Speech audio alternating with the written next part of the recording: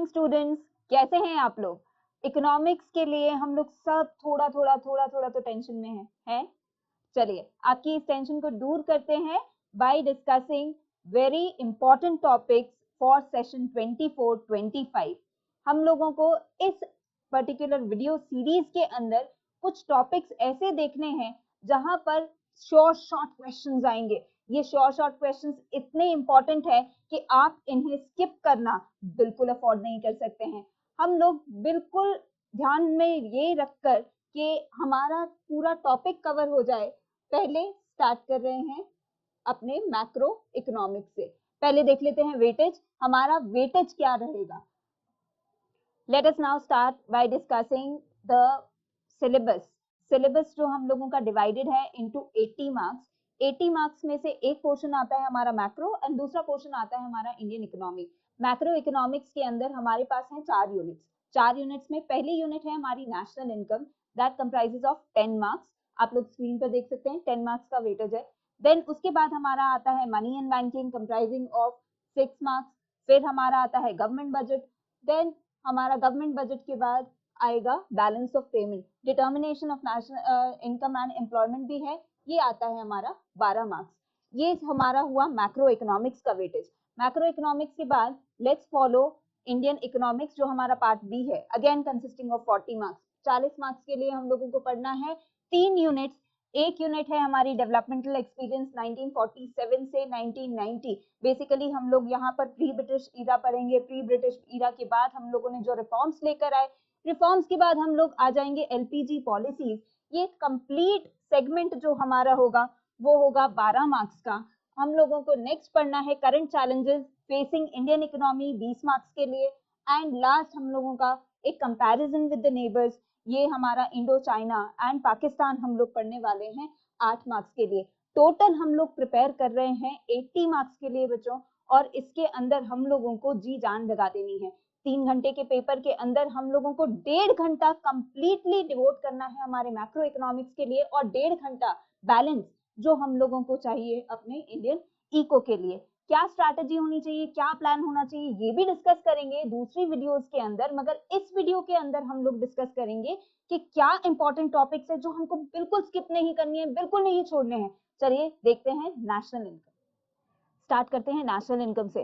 National income आएगा हमारा 10 marks का। मतलब 10 मार्क्स के लिए हम लोगों का एक शॉर्ट क्वेश्चन है 3 मार्क्स का, जो हमारा आता है normally question number 11 in part A. फिर हम लोगों को आगे बैलेंस के जो मार्क्स हैं, दैट इज हम लोगों के 7 मार्क्स, उसके लिए 6 मार्क्स का एक क्वेश्चन आ सकता है। बाकी बैलेंस हम लोगों को एमसीक्यू आ सकता है। नेशनल इनकम के अंदर यूं तो अगर हम लोग पढ़ते हैं तो पढ़ते हैं 10 मार्क्स के लिए, मगर इसका एप्लीकेशन इतना इंपॉर्टेंट है कि हो सकता है ये पेपर के अंदर कवरेज आप लोगों को 15 मार्क्स के लिए भी मिले। तो चलिए देखते हैं इसके अंदर सबसे इंपॉर्टेंट टॉपिक्स क्या है। पहला इंपॉर्टेंट टॉपिक है inclusion and non inclusion from national income. यहाँ पर कौन से टॉपिक्स कवर होंगे? यहाँ पर टॉपिक्स कवर होंगे कि आप एनओआर हैं या नहीं, नेशनल रेजिडेंट कौन है, रेजिडेंट कौन नहीं है। फिर कवर होगा हम लोगों का टॉपिक जिसके अंदर हम लोगों को बताना पड़ेगा क्या हम लोगों की net factor income from abroad से आ रही है या नहीं आ रही। ये सारे के सारे केसेस मस्ट डू है, इनको आप बिल्कुल स्किप नहीं कर सकते। सेकेंड टॉपिक जो हम लोगों को करना है वो है एक न्यूमेरिकल क्वेश्चन जो हम लोगों का कंपलसरी क्वेश्चन आता है। जैसे मैंने बताया क्वेश्चन नंबर 11 वो हमारा कंपलसरी क्वेश्चन है।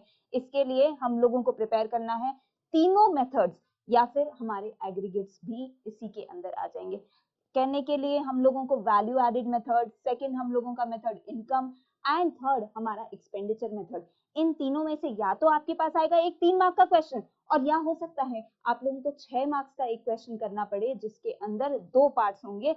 एक इनकम मेथड से पूछ लिया, दूसरा एक्सपेंडिचर मेथड से पूछ लिया। देन आगे बढ़ते हैं जिसके अंदर हमारे पास होगा GDP as welfare indicator. GDP as welfare indicator के अंदर हम लोगों के पास में जो क्वेश्चन होगा वो होगा नॉर्मली जीडीपी आप लोगों को इम्पैक्ट बताना है, रियल जीडीपी या नॉमिनल जीडीपी। रियल जीडीपी क्या होता है मुझे आपको बताने की जरूरत नहीं है। नॉमिनल जीडीपी के अंदर किस चीज का इम्पैक्ट देखते हैं? प्राइस राइज या इन्फ्लेशन का हम लोग इम्पैक्ट देखते हैं। एक न्यूमेरिकल क्वेश्चन से वो चीज आप लोगों को एग्जामिनर पूछ सकता है। काफी बार सीबीएसई ने हर ऑल्टरनेटिव अटेम्प्ट के अंदर ये क्वेश्चन पूछा है। Then GDP as a welfare indicator, क्यों हम लोग जीडीपी को नेशनल इनकम कंसिडर नहीं करते, ये आता है हमारा सेकेंड मोस्ट इंपॉर्टेंट क्वेश्चन इसी पर्टिकुलर टॉपिक में से। लास्ट जिस क्वेश्चन को हम लोग बिल्कुल स्किप नहीं करते हैं, एवरी ऑल्टरनेट अटेम्प्ट हम लोगों ने देखा है, आइदर सर्कुलर फ्लो पर क्वेश्चन पूछा है, या जनरेशन फेज पर पूछा है, डिस्पोजिशन फेज पर पूछा है। ये सारे क्वेश्चंस जो है नेशनल इनकम की बॉडी है। नेशनल इनकम 15 मार्क्स के लिए, 10 से 15 मार्क्स के लिए एक बेसिक कंपोनेंट या बॉडी देता है, स्ट्रक्चर देता है आपके पेपर। सेकेंड चैप्टर है हमारा एडी एंड एएस, आपका aggregate demand and aggregate supply. Aggregate demand aggregate supply आप लोगों का 12 मार्क्स के लिए पूछा जाता है। अगर हम लोग इस चीज को अगर अपने आप के लिए डिफाइन करें तो ये चीज डिफाइन करने के लिए 4 मार्क्स के, 4 मार्क्स के और 4 मार्क्स के हमारे पास में 3 टुकड़े हो जाते हैं। पहले टुकड़े के अंदर हम लोगों को एक sure short practical question CBSE हमेशा पूछता है। ये श्योर शॉर्ट क्वेश्चन होता है या तो अपना इक्विलिब्रियम पर, या फिर हम लोगों का बीईपी पर हम लोगों का ये क्वेश्चन होगा। सेकंड 4 मार्क्स का जो क्वेश्चन है, इस 4 मार्क्स के क्वेश्चन के लिए हमारे पास में बहुत सारी चॉइसेस आती है। ये चॉइसेस होती हैं आपके फिस्कल और मॉनेटरी मेजर्स पूछ लिए, एक्स एंटे एडीएएस पूछ लिया, या फिर कंजम्पशन एंड सेविंग फंक्शन पूछ लिया। कंजम्पशन एंड सेविंग फंक्शन एक बहुत इंपॉर्टेंट टॉपिक है जहां पर आपको डेरिवेशन भी पूछ सकते हैं, और अगर डेरिवेशन पूछा गया तो आप लोगों को बिना चूके एक काम करना है, वो है ग्राफ बनाना। ग्राफ बनाकर उसके बाद उसका एक्सप्लेनेशन देना आप बिल्कुल नहीं भूलेंगे। फिर हम लोगों को फिस्कल और मॉनेटरी मेजर्स पर आना है। फिस्कल और मॉनेटरी मेजर्स कैसे आप लोगों को हेल्प करते हैं मनी सप्लाई को इंक्रीज करने के लिए, और अगर मनी सप्लाई इंक्रीज हुआ तो आपका एडी और एएस भी इम्पैक्ट होगा। कैसे इम्पैक्ट आ रहा है, अगेन आप लोगों को यहाँ पर भी डायग्राम बनाने की जरूरत है बच्चों। डायग्राम बनाने के साथ साथ में यहाँ पर एक्सप्लेनेशन जो होगा आप लोगों को 3 पॉइंट्स के अंदर देना है, क्योंकि अगर 4 मार्क का क्वेश्चन है तो सब्सटैंशिएट करने के लिए हम लोगों को 3 पॉइंट्स देने इंपॉर्टेंट है। एक्स एंटे एडीएएस ये ऐसा टॉपिक है जो अलग अलग तौर पर सीबीएसई ने ज्यादातर पूछा है। क्यों? क्योंकि हमारी एनसीईआरटी बुक्स के अंदर ये टॉपिक जो है एक बहुत बड़ा रेलेवेंस लाता है। एडीएएस को जब आप लोग स्टडी करेंगे तो एडीएएस के अंदर एक्स एंटे भी आएगा और एक्स पोस्ट भी आएगा। एक्स एंटे जिसे हम प्लान्ड एडी भी बोलते हैं और प्लान्ड एएस भी बोलते हैं, और एक्स पोस्ट कौन सा है, जो आपका एक्चुअल है।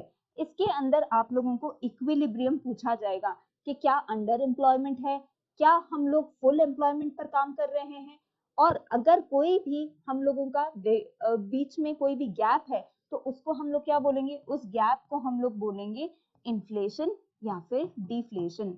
डिफ्लेशन और इन्फ्लेशन के अंदर भी हम लोगों के पास में क्वेश्चन आ सकता है। So this is all about your AD and AS. Third आता है आपका गवर्नमेंट बजट। गवर्नमेंट बजट हमारा आता है 6 मार्क्स के लिए बच्चों। 6 मार्क्स के लिए हम लोगों को गवर्नमेंट बजट प्रिपेयर करना है। 6 मार्क्स मतलब मैम हो सकता है ये 3 मार्क्स के लिए आपको एक क्वेश्चन पूछ ले और दूसरा बैलेंस जो है वो भी आपका 3 मार्क्स के लिए। तो आपका एग्जामिनर जो है वो 6 मार्क्स के लिए या तो आपके 2 पार्ट्स में पूछ लेगा क्वेश्चन, और या फिर आप लोगों को एमसीक्यू आ जाएगा इसी में से, और एक आ जाएगा आपका कंपल्सरी क्वेश्चन। कैसे होगा ये गवर्नमेंट बजट पर, क्या इंपॉर्टेंट टॉपिक्स रहेगा? बेटा बहुत इंपॉर्टेंट है कि आप ऑब्जेक्टिव पढ़कर जाएं। क्यों गवर्नमेंट बजट बनाया जाता है हर साल, क्यों फिस्कल ईयर के अंदर आपका गवर्नमेंट बजट, क्या ऑब्जेक्टिव्स रहते हैं, उस पर एक क्वेश्चन तो नेसेसरीली पूछा ही जाता है हर अटेम्प्ट के अंदर। तो हो सकता है कि आपको वर्चुअली आपको टेस्ट करने के लिए एग्जामिनर ने ऐसे पूछ लिया कि बताइए कि मॉडर्नाइजेशन एज एन ऑब्जेक्टिव हम लोगों ने क्यों सिलेक्ट किया। आप लोगों को लगेगा ये तो इंडियन इको का है, नहीं ये इंडियन इको का क्वेश्चन नहीं है। यहाँ पर हम लोगों ने इसलिए पूछा है क्योंकि हम चाहते हैं कि आप लोगों को बजट के बारे में पता है या नहीं, ये ऑब्जेक्टिव है या नहीं। नेक्स्ट टॉपिक जो हम लोगों को बिल्कुल स्किप नहीं करना है वो है आपका डीटी एंड आईडीटी, मतलब डायरेक्ट टैक्स क्या होता है, प्रोग्रेसिव टैक्सेस कौन से होते हैं, इस नाम से भी पूछा जा सकता है ये क्वेश्चन।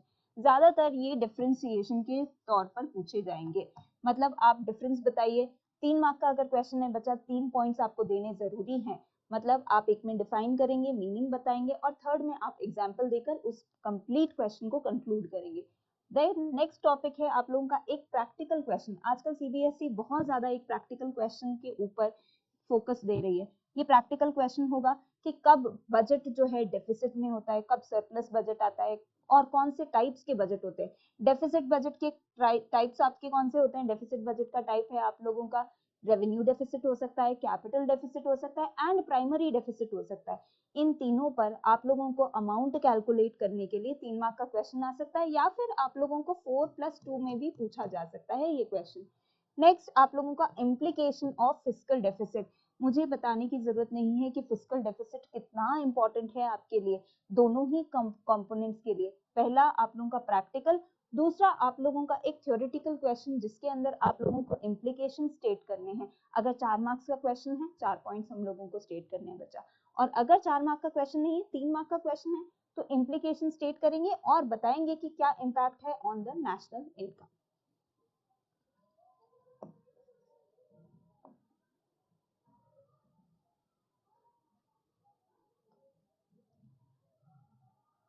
ऐसे तो आप लोगों को फॉरेन एक्सचेंज अलग से कोई भी यूनिट के अंदर नहीं दिया हुआ है, मगर बता दें कि ये वाला टॉपिक ऐसा है जो 6 मार्क्स के लिए पूछा जा सकता है। 6 मार्क्स बीओपी और फॉरेन एक्सचेंज दोनों के लिए ही कैटेगरी है। यहाँ पर आप लोगों को फॉरेन एक्सचेंज में क्या क्या इंपॉर्टेंट टॉपिक्स कवर करने। फॉरेन एक्सचेंज के अंदर सबसे पहले आप लोगों को पता होना चाहिए कि demand and supply of foreign exchange कैसे होती है, किन चीजों की वजह से हम फॉरेन एक्सचेंज डिमांड कर रहे हैं, या कौन से ऐसे फैक्टर्स हैं जिनकी वजह से सप्लाई इंपैक्ट हो रही है। नेक्स्ट जो हम लोगों को इंपॉर्टेंट टॉपिक बिल्कुल स्किप नहीं करना है वो है fixed and floating rate of exchange. क्या होती है फिक्स्ड रेट ऑफ एक्सचेंज, क्या होती है फ्लोटिंग रेट ऑफ एक्सचेंज, क्या फीचर्स होते हैं, क्या मेरिट्स है, क्या डीमेरिट्स है।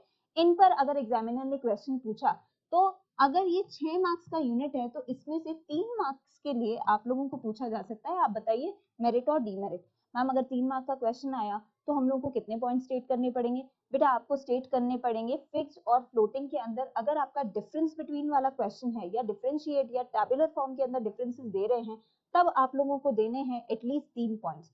3 पॉइंट्स कैसे? पहले के अंदर आप डिफाइन करेंगे, नेक्स्ट के अंदर मीनिंग बताएंगे एंड उसके बाद आप एक एग्जाम्पल कोट करेंगे। तो 1.5 आप लोगों का फिक्स के लिए और 1.5 आप लोगों का फ्लोटिंग रेट ऑफ एक्सचेंज के लिए जाएगा। नेक्स्ट इंपॉर्टेंट टॉपिक यहीं पर कौन सा है? Implication of appreciation and depreciation.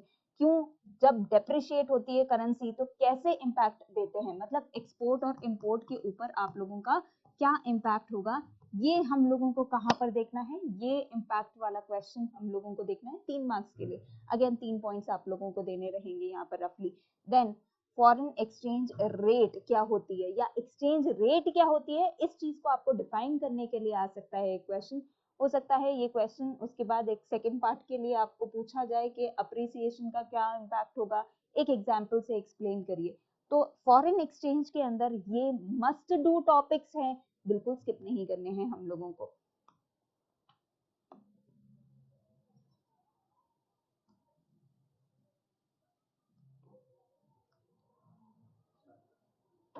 Next topic जो हम लोगों का है वो है 6 मार्क्स के लिए अपना money and banking.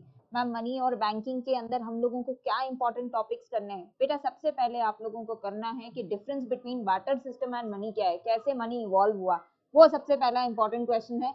Barter system versus money, इसके अंदर आप लोगों को एडवांटेजेस ऑफ मनी भी पता होने चाहिए, डिसएडवांटेजेस ऑफ बार्टर सिस्टम, मतलब जो हमारे मनी के एडवांटेजेस हैं वही हमारे बार्टर सिस्टम के डिसएडवांटेजेस है। मैम लिखना कैसे है? बार्टर सिस्टम के अंदर सबसे पहले डबल कोइंसिडेंस ऑफ बॉन्ड्स आप लोगों को अच्छे से पता होना चाहिए। एग्जामिनर चाहे तो 2 मार्क्स के लिए अलग से भी पूछ सकता है, वरना आप लोगों को कैसे इवॉल्व हुआ है मनी इसके ऊपर क्वेश्चन आ सकता है। This is the first thing जो हम लोगों को पढ़नी है। सेकेंड हम लोगों को पढ़ना है कि टाइप्स ऑफ मनी कौन से होते हैं। मैम टाइप्स ऑफ मनी तो बहुत ईजी है, टाइप्स ऑफ मनी बहुत ईजी है बेटा, मगर सबकी डेफिनेशन आपको अच्छे से आनी चाहिए। इंट्रिंसिक वैल्यू क्या होती है, फुल बॉडी मनी क्या होता है, क्रेडिट मनी क्या होता है, फिड्यूशियरी मनी क्या है, फिएट मनी क्या है, सबकी डेफिनेशन आपको टू द पॉइंट आनी ही चाहिए। यहाँ पर आपको एनी 2 टाइप्स भी पूछ सकते हैं इन 3 मार्क्स, या फिर एग्जामिनर चाहे तो 4 मार्क्स के लिए यहाँ पर एक क्वेश्चन आप लोगों को पूछ सकता है। मनी सप्लाई, मनी सप्लाई आपका M1, M2, M3 और M4 पूछ सकता है एग्जामिनर। M1 के ऊपर एक स्पेसिफिक क्वेश्चन आ सकता है, क्यों?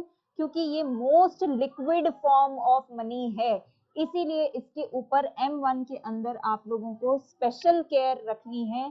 4 फीचर्स पता होने ही चाहिए बच्चा। या तो आपका 3 मार्क्स का क्वेश्चन 3+3, या फिर आप लोगों का 4+2 वाला ही यहाँ पर कॉन्सेप्ट होगा।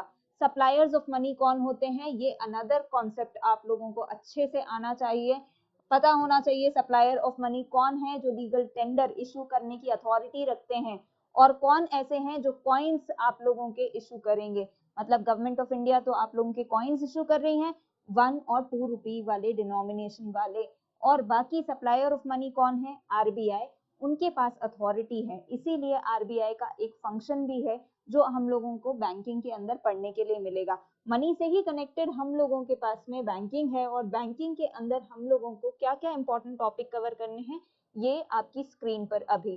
Functions of RBI, functions of RBI के अंदर आप लोगों की 6 फंक्शंस है बेटा, जो आप लोगों को अच्छे से करना है। किसी एक के ऊपर एक क्वेश्चन आ सकता है 3 मार्क का, या फिर आप लोगों को हो सकता है कि 3 फंक्शंस भी दे दे, कहीं पर ऐसा भी हो सकता है कि 2 फंक्शंस आप लोगों को पूछ लिए जाए।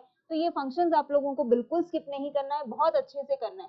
Second, difference between a commercial bank and RBI, क्या डिफरेंसेस होते हैं, एक कमर्शियल बैंक कौन होती है और आरबीआई से कैसे डिफर करती है, कौन है जो क्रेडिट क्रिएशन प्रोसेस करता है, ये आपको पता होना चाहिए।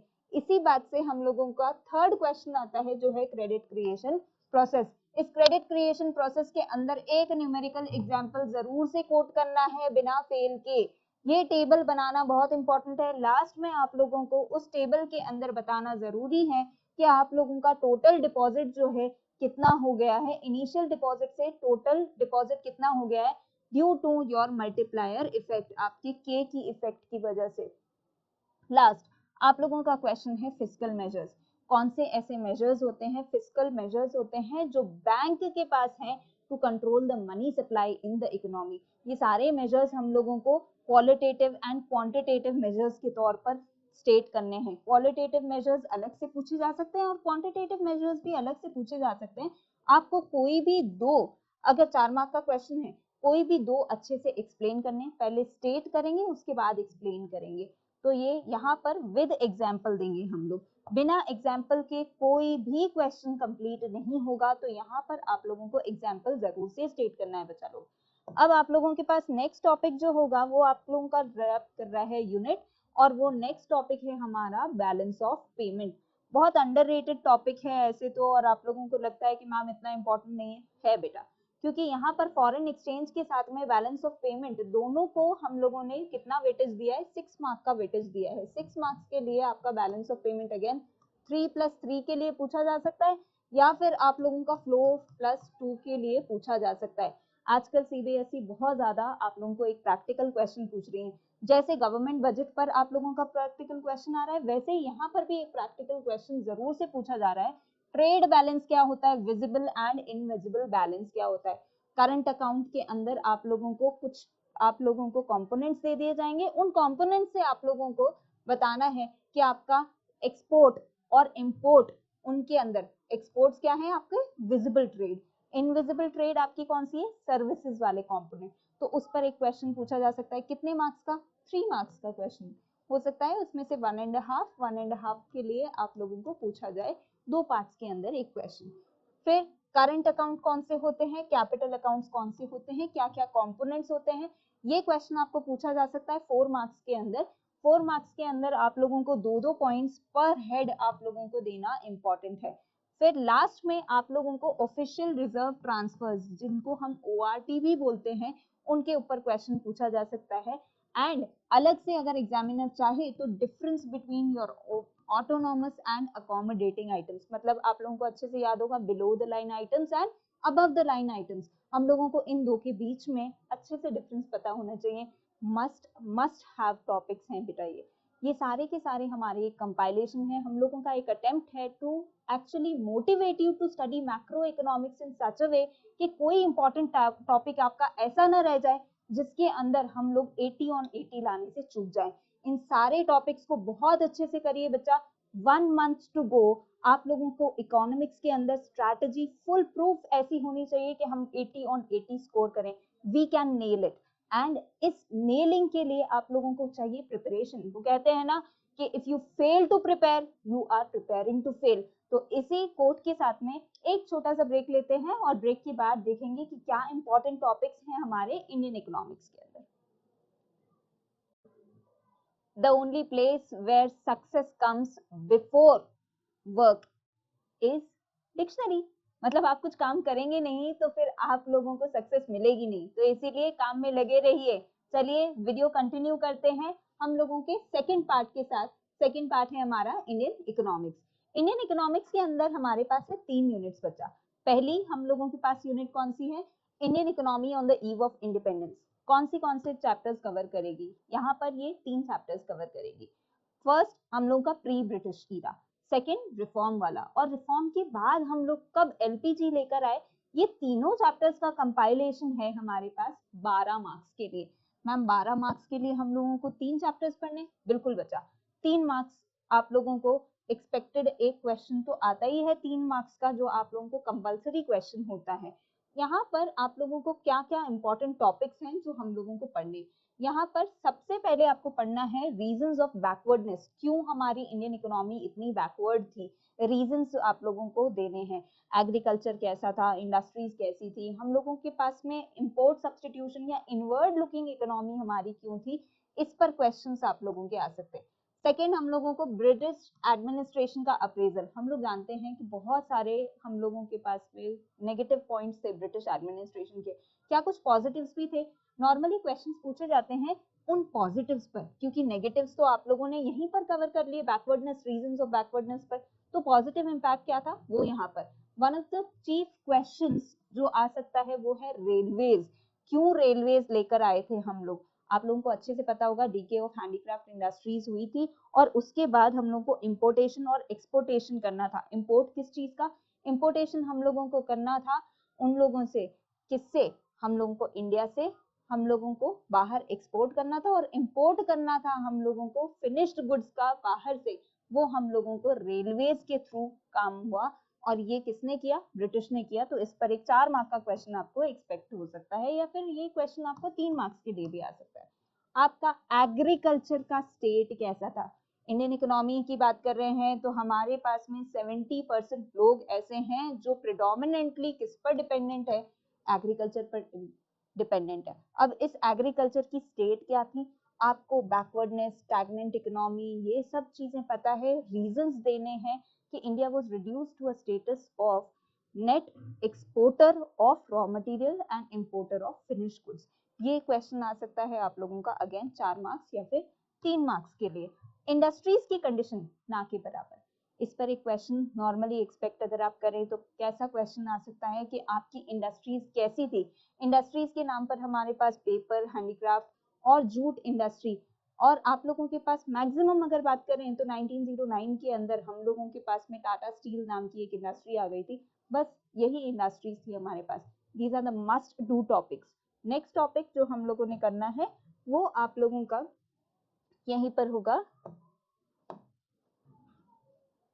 Indian economy from 1950 to 1990। मतलब 1950 से लेकर 1990 तक आप लोगों ने क्या क्या रिफॉर्म्स देखे, ये सारे के सारे हम लोगों को करना है इस सीरीज के अंदर। यहाँ पर आप लोगों को देखना पड़ेगा कि एग्रीकल्चर और इंडस्ट्री दोनों के अंदर क्या क्या रिफॉर्म्स आए। एग्रीकल्चर के अंदर हम लोगों ने सबसे प्रिडोमिनेंट जो देखा वो था हमारा ग्रीन रेवोल्यूशन। इसके फीचर्स आ सकते हैं और पॉजिटिव्स आ सकते हैं, नेगेटिव्स आ सकते हैं, ये सब आप लोगों को एग्रीकल्चरल रिफॉर्म्स के अंदर देखने को मिलेगा। फिर हम लोगों की लैंड सीलिंग थी, उसके बाद हम लोगों ने लैंड सीलिंग के अंदर आपका स्टे आया, तो ये इम्पैक्ट कैसा था? पार्शियल था या फुल था? इस पर भी क्वेश्चन आपको पुट अप हो सकता है। इंडस्ट्रीज के अंदर हम लोगों ने आईपीआर 1956 देखा, तो आईपीआर 1956 के ऊपर भी आप लोगों को क्लासिफिकेशन आ सकता है कि 3 फोल्ड क्लासिफिकेशन क्या था। इस पर आप लोगों का एक क्वेश्चन इंपॉर्टेंट बन सकता है। Appraisal of the condition of economy, मतलब 1950 से लेकर 1990 तक हमारी इकोनॉमी कैसी थी? कैसा था? इनवर्ड लुकिंग इकोनॉमी थी। क्यों? क्योंकि हम लोग import substitution and export promotion कर रहे थे।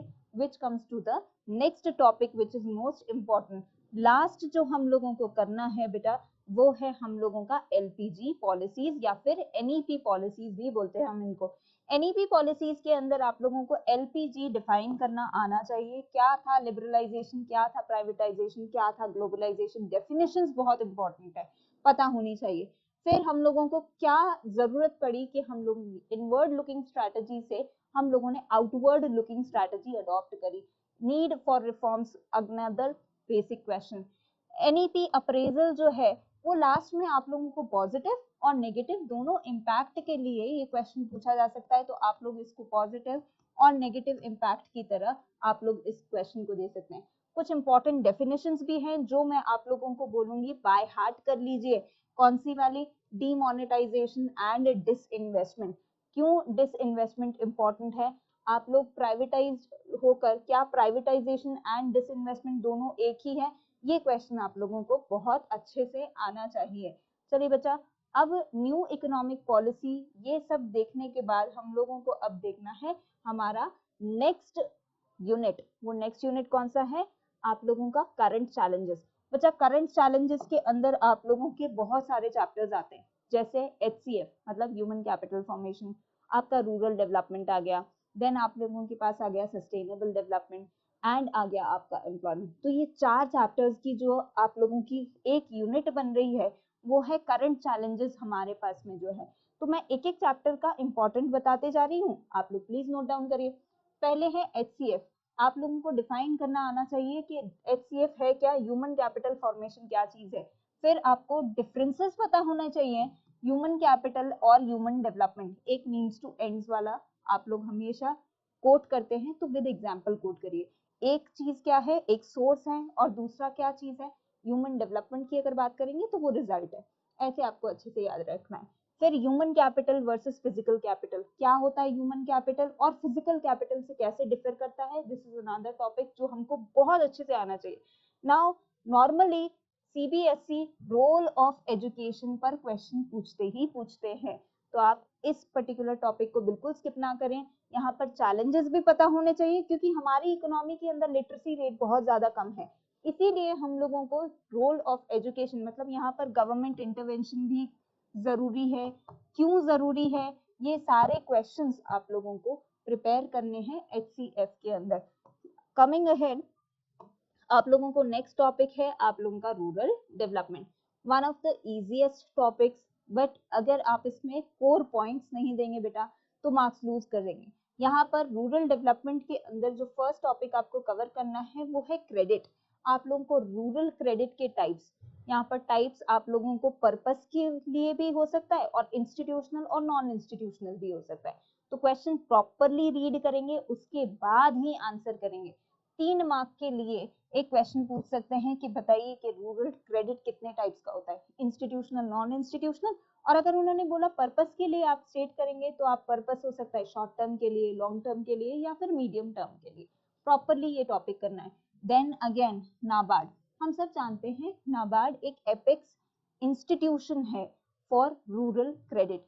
अब हम लोगों को ये पता होने के बाद भी हम उसके फीचर्स अगर याद नहीं करेंगे तो दिस इज समथिंग कि आप 80 ऑन 80 से चूक जाएंगे। 80 ऑन 80 से चूकना नहीं है, इसीलिए हम लोग को नाबार्ड के सारे फीचर्स पता होने चाहिए, पता होना चाहिए कब इनकॉर्पोरेट हुआ, ये भी पता होने चाहिए कि क्या क्या फंक्शन है, क्या वो कमर्शियल बैंक्स को देते हैं लोन या फिर वो नॉर्मली लोगों को देते हैं। कमेंट में जरूर बताइए हम लोगों को, ठीक है। नेक्स्ट, माइक्रो क्रेडिट क्या चीज है। माइक्रो क्रेडिट के ऊपर क्वेश्चन आप लोगों का 1 मार्क पर भी आता है बेटा आजकल, क्योंकि माइक्रो क्रेडिट के लिए हम लोगों ने अलग अलग आपकी ऑर्गेनाइजेशंस भी काम करती है। एक आपकी विमेन ऑर्गेनाइजेशन भी है, उसका नाम बताइए और बताइए कि कितने करोड़ उन लोगों ने रेज करे थे। चलिए अमाउंट मैं बता देती हूँ, नाम आप बता दीजिए। पहला हम लोगों ने, ये साउथ का एक ऑर्गेनाइजेशन है, ओनली विमेन और 1 करोड़ थे इनके पास में। तो आप बताइए ये माइक्रो क्रेडिट के लिए वो ऑर्गेनाइजेशन का नाम। चलिए नेक्स्ट, एग्रीकल्चर डाइवर्सिफिकेशन आपका इंपॉर्टेंट टॉपिक है। डाइवर्सिफाई हम लोग कर रहे हैं, कौन सी ऐसी एक्टिविटीज है जिससे हम लोग डाइवर्सिफाई कर रहे हैं एंड वी कैन अर्न। हम लोगों के पास में हॉर्टिकल्चर एंड ऑर्गेनिक फार्मिंग पर भी क्वेश्चंस आ सकते हैं। इन क्वेश्चंस पर आप लोगों को पॉजिटिव इम्पैक्ट और नेगेटिव दोनों ही स्टेट करने के लिए क्वेश्चन आ सकते हैं। So this particularly is rural development. Rural development के बाद में हम लोगों का थर्ड जो चैप्टर है in the series of unit number 2 in Indian economy is employment. अब एम्प्लॉयमेंट के अंदर मैम क्या क्वेश्चन पूछ सकते हैं बेटा, आप लोगों को यहाँ पर टेबल बेस्ड क्वेश्चंस पूछ सकते हैं। मैम टेबल बेस्ड क्वेश्चंस मतलब टेबल बेस्ड क्वेश्चंस में आप लोगों को पूछना पड़ेगा कि डेफिनेशन क्या चीज है, क्या होता है हमारा लेबर फोर्स, क्या है लेबर सप्लाई, क्या है वर्क फोर्स, फॉर्मूला पता होना चाहिए, डेफिनेशंस आनी चाहिए। बिल्कुल 1 मार्क के लिए पूछे जाते हैं ये क्वेश्चन, मगर 1 मार्क हम लोग गवा देंगे अगर हमने मल्टीप्लाइड बाय 100 नहीं किया। तो फॉर्मूला भी स्टेट करिए और उसकी डेफिनेशन भी बाय हार्ट करिए। ये चीज आप लोगों को अच्छे से आनी चाहिए इस पर्टिकुलर चैप्टर के अंदर। क्या होता है स्ट्रक्चरल, क्या होता है फ्रिक्शनल अनएम्प्लॉयमेंट, फिर अनएम्प्लॉयमेंट के दूसरे टाइप्स होने हैं जो आप लोगों के डिस्गाइज अनएम्प्लॉयमेंट हो गया। तो ये सारे के सारे टाइप्स, वॉलंटरी हो गया, इनवॉलंटरी हो गया, ये सारे टाइप्स हम लोगों को पता होने चाहिए इस चैप्टर के अंदर। फिर क्या रीजंस हैं of unemployment in Indian economy, ये अनदर क्वेश्चन। एंड 2 सेक्टर्स जिन पर से एप्लीकेशन बेस्ड क्वेश्चंस हम लोग एक्सपेक्ट करते हैं वो है आपका informal sector. Informal sector ma'am जो वेज अर्नर्स है बेटा, डेली वेजेस, कैजुअलाइजेशन वगैरह, ये सब जो होता है इस पर क्वेश्चन एक्सपेक्टेड है। Women unemployment ma'am, women unemployment या एम्प्लॉयमेंट दोनों ही चीजें आपसे पूछ सकते हैं। विमेन अनएम्प्लॉयमेंट कौन से एरिया के अंदर, अर्बन एरिया के अंदर, इस पर क्वेश्चन पूछा जाता है। और पूछते हैं why are women disguisedly employed in the rural areas, इन दोनों पर भी एक्सपेक्टेड क्वेश्चन है। These are list of important topics from your employment sector. चलिए लास्ट चैप्टर करते हैं जो हमारा सेकंड आपके यूनिट के अंदर है Indian eco, that is sustainable development. बेटा एक श्योर शॉर्ट क्वेश्चन यहाँ पर पूछा जाता है। श्योर, यहाँ श्योर क्यों बोल रहे हैं, क्योंकि डायग्राम बेस्ड जब भी क्वेश्चन आते हैं ना तो मोस्टली कहाँ से आते हैं, मोस्टली हमारे आते हैं सस्टेनेबल डेवलपमेंट। और आप लोग जानते हैं डायग्राम वाले क्वेश्चंस जो हैं 6 मार्क के अंदर भी पूछ सकते हैं और आपके 4 मार्क के लिए भी पूछ सकते हैं। तो यहाँ पर मैम क्या क्वेश्चन पूछ सकते हैं, वो एक डायग्राम दे सकते हैं, वहां पर पूछ सकते हैं कि आप सोल्यूशंस बताइए, कौन से सस्टेनेबल डेवलपमेंट के लिए कौन से हम लोगों के एफर्ट्स हैं, कौन सी ऐसी स्ट्रैटेजीज है जो हम लोगों ने, जैसे विंड, सोलर एनर्जी, ये सब हम कैसे यूज कर रहे हैं। उसके अंदर, उस डायग्राम के अंदर अगर क्लैरिटी नहीं भी हो तो आपको ये पता होना चाहिए कि क्या सोल्यूशंस हैं। कम से कम 4 सोल्यूशंस आपको अच्छे से आने चाहिए। कैसे हम लोग अपनी ओजोन लेयर को प्रोटेक्ट कर सकते हैं, ये सब चीजें हमको यहाँ पर कोट करनी है। 4 पॉइंट्स, कोशिश करिए बेटा कि हमेशा आंसर आप पॉइंट्स में ही दें। पैराग्राफ के अंदर अगर आप लोगों का एक भी पॉइंट गलत हुआ पूरा आंसर काट दिया जाएगा। तो इससे बेटर है हम लोग आंसर कैसे करें, पॉइंट्स में करें। पिक्चर बेस्ड क्वेश्चन हमेशा करें। यहाँ पर स्ट्रैटेजीज फॉर सस्टेनेबल डेवलपमेंट मैंने आपको बता दिया, अलग से आप लोगों का थ्योरेटिकल क्वेश्चन आ गया बिना डायग्राम के, तब आपको कैसे प्रिपेयर करना है।